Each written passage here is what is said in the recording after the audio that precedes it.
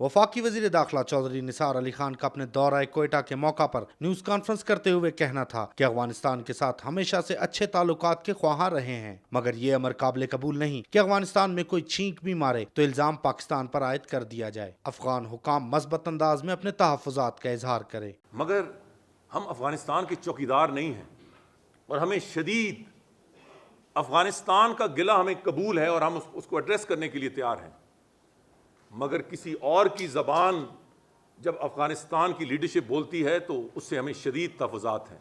चौधरी निसार अली खान का कहना था कि तहरीक इंसाफ गाली कल्चर को फरोग देकर सियासत और सियासतदानों को नादिम कर रही है। अगर इनके पास शवाहिद हैं तो इसके लिए आज़ाद अदलिया मौजूद है। चौराहों पर तमाशा लगाना दुरुस्त नहीं। तहरीक इंसाफ अवाम को असल नुमाइंदगी दे। बदकलामी और बदजुबानी से इनकलाब नहीं, फसाद आते हैं। जिस हद तक तज़हीक अमेज़ तकारीर की गई दूसरी तरफ से,